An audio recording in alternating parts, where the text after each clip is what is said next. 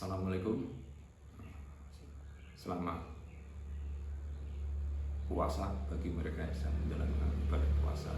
Salam sehat, salam budaya. Semoga kesejahteraan dan kebahagiaan untuk kita semua. Selamat datang di channel Haryono Rinardi. Kali ini saya akan membicarakan mengenai kondisi sosial ekonomi pedesaan di Indonesia. Dari sisi geografis, pedesaan di Indonesia sebetulnya bisa dibagi menjadi dua kelompok besar. Pedesaan yang ada di wilayah pantai dan pedesaan yang ada di wilayah pedalaman. Pedesaan yang di wilayah pantai otomatis dari sisi sosial ekonomi hidup masyarakat bergantung pada mereka tergantung pada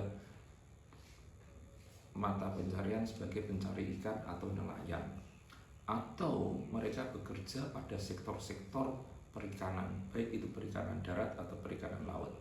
Ya, di sini juga sebetulnya perikanan darat itu masih bisa dipecah lagi sebetulnya.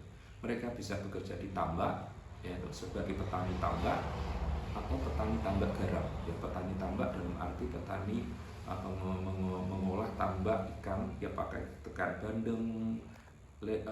bandeng, udang dan sebagainya, atau sebagai petambak garam.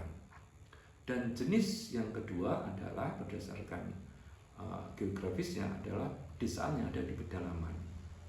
Nah, desa-desa yang ada di pedalaman ini secara keseluruhan berdasarkan ekologinya dibagi menjadi dua kelompok, yaitu persawahan dan ladang atau tegalan.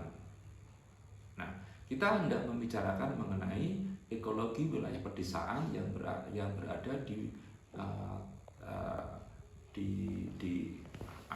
Indonesia yang ada di pedalaman, yaitu antara persawahan dan tegalan.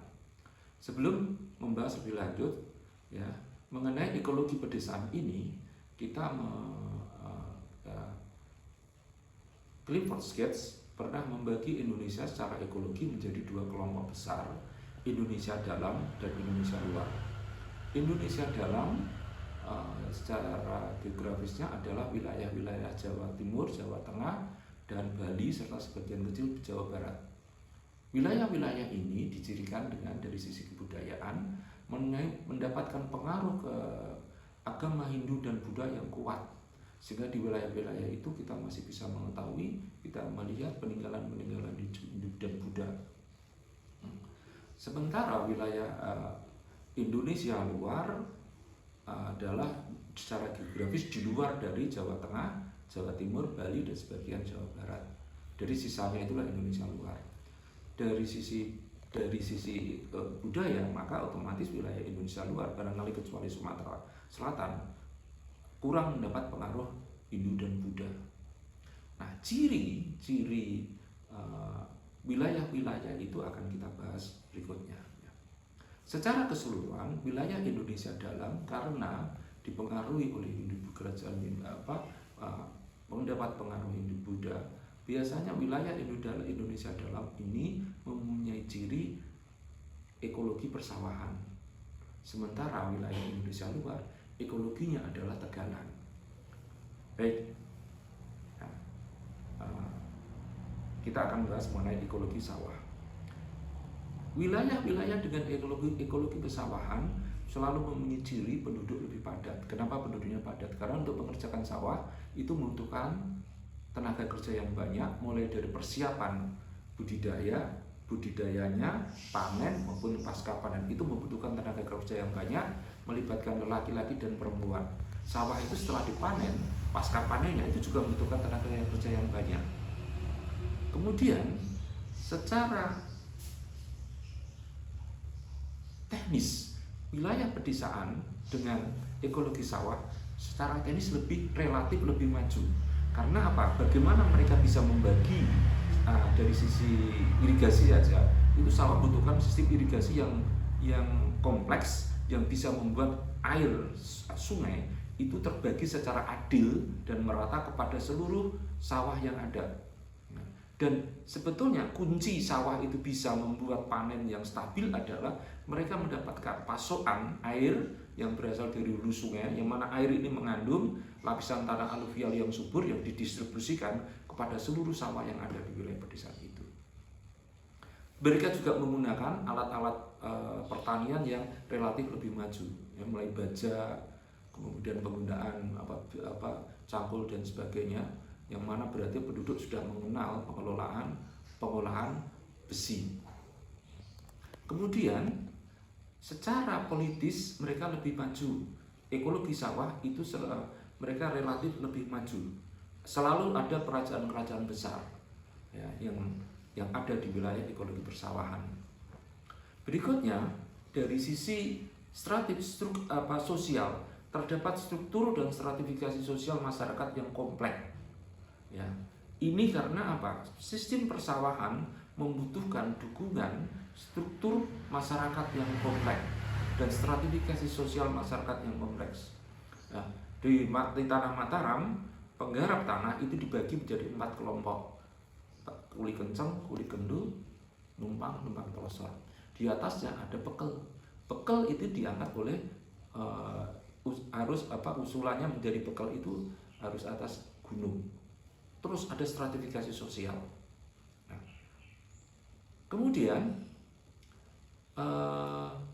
di wilayah sawah, jenis tanamannya itu homogen. Sawah itu ya isinya sawah padi. Kalau nanti setelah panen ditanami palawija, tetap gitu aja terus saja. Itu struktur sawah, ya, homogen. Dan ada satu ciri, ya, bahwa panen sawah itu tidak mengalami naik turun yang tajam.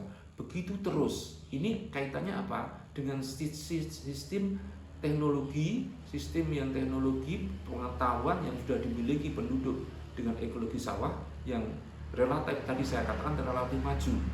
Mereka bisa mendistribusikan air dari hulu sungai yang mengandung lapisan tanah aluvial. Nah, ini bisa didistribusikan merata kepada seluruh persawahan yang ada. Petak-petak sawah itu mendapat semua. Jadi kita tidak bisa melihat ada satu petak sawah yang kering, yang lainnya enggak. Sebagian besar itu kita masih bisa melihat pada sistem pertanian subak di Bali. Itu bagaimana mereka mampu mengatur distribusi air irigasi dengan secara merata sehingga semua petak sawah mendapatkan distribusi air irigasi, ya, secara adil dan merata. Dan ini juga satu ciri lagi. Ekologi sawah itu dikaitkan dengan gunung berapi. Ingat tadi saya mengatakan bahwa kesuburan sawah itu berasal dari lapisan tanah aluvial yang ikut dalam aliran air sungai yang dari hulu sungai. Nah, ini berasal dari endapan letusan mama gunung Merapi masuk menjadi lumpur-lumpur, kemudian terbawa arus sungai masuk ke dalam petak-petak sawah, dan ini yang menjadi dasar mengapa sawah itu mampu mempertahankan kesuburan tanah sejak zaman kuno sampai nanti periode Orde Baru ketika memperkenalkan program BIMAS. Pola ini bisa terjaga dengan baik. Dengan demikian, hasil panen sawah itu tetap dalam tidak mengalami naik turun yang tinggi begitu ya. Sawah ya panennya seperti itu aja terus gitu. Orde Baru nanti dengan sukses dengan memperkenalkan teknologi baru, pupuk kimia, insektisida anti hama, itu mendongkrak produksi padi. Nah, ujungnya kemudian adalah dalam sistem persawahan ini produksinya itu adalah tanaman pangan yang dikonsumsi secara lokal di Nusantara. Saya mengatakan lokal Nusantara karena sawah itu nanti hasilnya bukan hanya dinikmati oleh penduduk desa, tetapi hasil sawah itu juga menjadi bagian dari pendapatan kerajaan. Dan ini kemudian diekspor bukan saja ke dalam konteks sejarah Indonesia, sawah pangan, sawah yang menghasilkan padi itu bukan saja diekspor ke Maluku untuk ditukar dengan rempah-rempah, tetapi juga dibawa ke Malaka untuk ditukar dengan barang-barang berharga. Apakah itu perhiasan, atau pakaian dalam bentuk sutra atau kain cita dari India. Nah, jadi di sini ujungnya adalah sawah itu menghasilkan bahan pangan yang dikonsumsi oleh penduduk lokal Nusantara. Bagaimana dengan ladang? Ladang dicirikan tadi saya mengatakan merupakan bagian dari wilayah Indonesia luar, yaitu di luar Jawa, Jawa Tengah, Jawa Timur, Bali, dan sebagian Jawa Barat. Ya, otomatis wilayahnya relatif lebih luas dibandingkan wilayah Jawa Tengah, Jawa Timur, Bali, dan sebagian Jawa Barat, dan penduduknya jarang. Kenapa? Ya, ekologi ladang tidak begitu banyak membutuhkan tenaga kerja dalam pengolahannya. Hutan dibuka, kemudian pada waktu itu langsung ditanami dengan padi ladang, padi guguk, ya, kemudian ditinggal begitu saja, hanya tinggal menjaganya. Setelah 1-2 kali musim panen, biasanya ladang ini kemudian hasilnya panennya mengalami penurunan. Kenapa? Karena sumber kesuburan ladang adalah berasal dari lapisan humus yang ada di atas permukaan tanah. Lapisan humus ini ketika tanah dibuka kena air hujan, maka lapisan humus ini hanyut, ya, karena erosi terbawa air hujan, sehingga lama-lama lapisan humus ini habis sehingga akibatnya kesuburan tanah tidak lagi terjaga. Disinilah muncul di wilayah ladang itu selalu muncul yang kita kenal sebagai ladang berpindah. Karena ketika ladang itu sudah dibuka, ditanam padi 1-2-3 musim panen, produksinya menurun, maka penduduk kemudian berpindah ke tempat lain. Ladang yang terbuka ini ditanami tanaman-tanaman keras. Zaman dulu biasanya adalah rotan, kemudian lada, dan sebagainya. Berikutnya nanti berkembang damar, berikutnya nanti terakhir itu yang sekarang adalah yang paling banyak, yang terkenal adalah sawit. Ya, sebelumnya ada karet juga. Nah, di wilayah ladang, sistem sosial dan politik relatif belum maju dan kurang stabil. Ya, di wilayah Sumatera Timur dulu itu menjadi ajang perebutan pengaruh antara Aceh, Dian Siak, si Indrapura. Ya, pada satu saat mereka dikuasai oleh Aceh sebagai yang dipertuan, pada masa yang berikutnya mereka dikuasai dan mempertuankan Siak, si Indrapura. Ya, lain dengan di Jawa, ya, penguasa punya hegemoni yang kuat. Ya, karena kenapa? Biasanya penguasa menguasai penduduknya. Penduduk, yaitu para sikep, merupakan bagian dari sistem sosial politik penguasa. Nah, oleh karena itu, karena sistem sosial politiknya belum terbentuk secara kuat, ya, relatif belum terbentuk, ya, sistem sosial politiknya itu masih belum stabil, maka struktur dan stratifikasi sosial belum terbentuk secara mutlak. Ya. Penduduk stratifikasi di kalangan bawah hampir sama semuanya. Lain di Jawa, ya, di wilayah Coastal London itu ada kuli kencang, kuli kendo, numpang telosor. Di atasnya ada bekel. Nah, para bangsawan, para patuh pun terbagi. Ya, patuh rendahan yang ada di desa dan patuh tinggi yang ada di sekitar raja, yang tinggal di sekitar kota Gurun. Nah, lain dengan di sawah, ekologi ladang tanamannya itu heterogen, bukan hanya padi. Kalau di sawah kita menemukan padi dan nanti ada polo hijau. Ladang macam-macam. Setelah padi nanti bisa aja ditanami lada, ditanami damar, ada juga nanti karet berikutnya, sekarang kelapa sawit, ya, ada rotan, macam-macam, di samping tanaman-tanaman keras yang lain. Nah, ini yang juga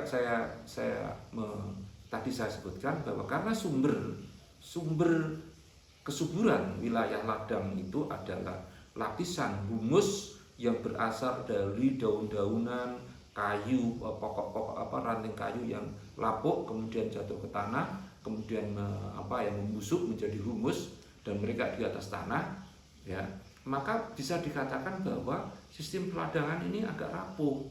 Dalam arti ketika ekosistemnya itu terganggu sedikit saja, maka mereka berbahaya. Tingkat kesuburannya akan bisa menjadi berkurang, hasil panennya bisa habis. Ketika tanah dibuka, ya, maka tanah ini tidak ada pelindungnya. Begitu kena hujan, sebelumnya dalam bentuk hutan, daun-daunan lebatnya pepohonan hutan menjaga lapisan tanah humus ini dari air hujan karena terkena terkena daun-daunan lebatnya hutan, sehingga tidak langsung turun ke tanah. Nah, turun ke tanah pun sudah tidak deras lagi. Nah, ketika hutan dibuka, maka tanah itu terbuka, lapisan humusnya nggak ada pelindungnya lagi. Begitu hujan turun, lapisan humus ini terkena erosi sehingga terbawa arus air. Akhirnya tanah-tanah yang sebetulnya itu subur karena ada lapisan humusnya hilang. Ketika lapisan humus hilang, maka tingkat kesuburan tanah juga turun, jatuh karena tidak ada lagi sumber kesuburannya. Akibatnya apa? Tanah menjadi tidak subur dan tanah tidak lagi bisa menghasilkan hasil panen yang bagus. Oleh karena itu, dalam ekosistem ladang, maka ekologi harus tetap terjaga karena ekologi mereka sangat rapuh. Nah, berikutnya adalah tanah-tanah ekologi ladang ini.